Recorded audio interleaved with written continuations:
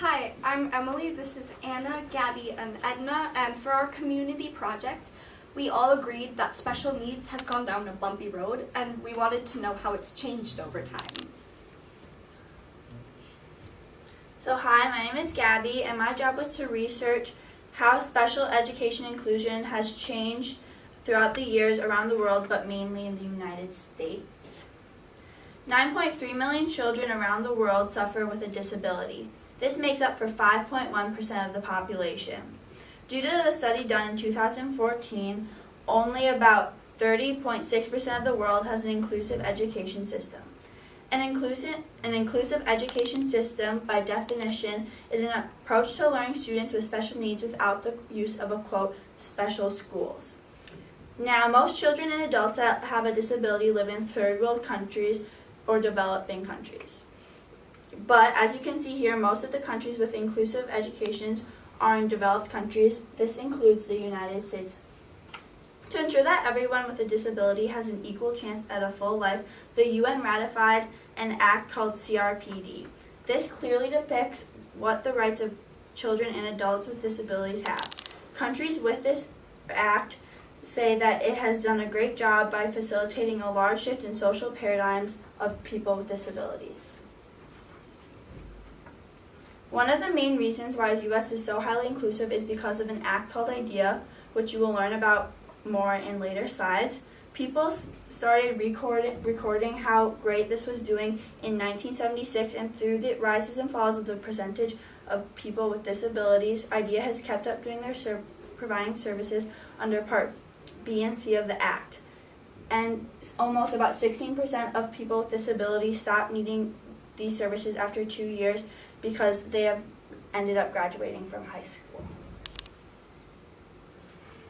The special needs community has changed lots. Standards, expectations, and even general attitudes about these students. If we were to reflect 50 years, the 1970s marked the passing of a couple different important laws. The Education for All Handicapped Children Act, in essence, says that if a school gets government funds, they have to let children with mental and physical disabilities enter their school. The Individuals with Disabilities Education Act states that all these children must have a sufficient learning environment. Education for these children have been on a steady incline. Though they're not up to par with the average high school students' graduation rates, progress is being made. Hi, I'm Anna, and I've been researching on how programs are improving special education today. For the past years, special education wasn't important or has been claimed to be a Pandora box. Today, special education is being fixed, is making special education better today.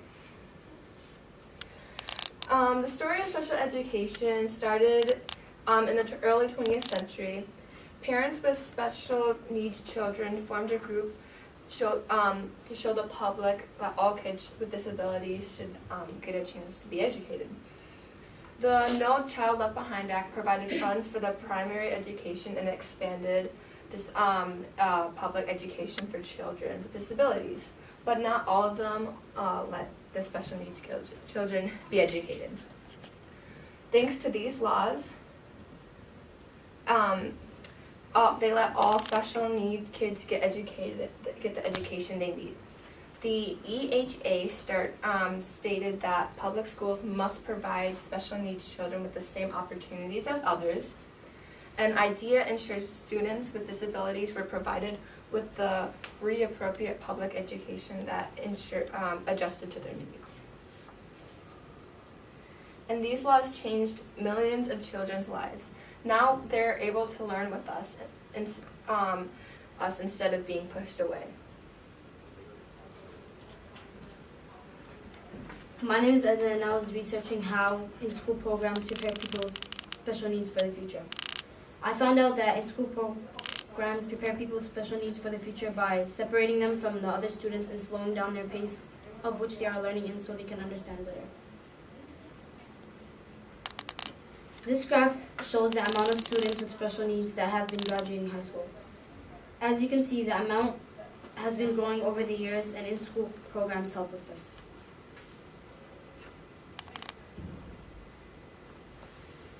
Positive effects it has on families. Raising children with a disability provides opportunity for personal growth. Parents experience joy and strengthen relationships. Families learn from their unique experiences and seek to share their knowledge with other families with the same problems.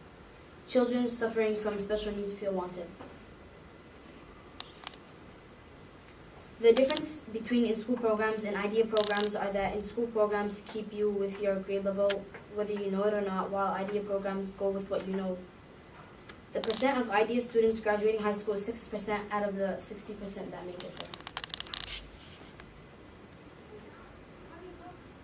Throughout our community project time, we've developed and changed our project to make sure it best fits on what we want to share with all of you today. At first, we were just going to make posters and bracelets, but then about special education at our school, but then we decided to venture on past that so we can learn more about how it all started and how and why this school is so great today. Thank you.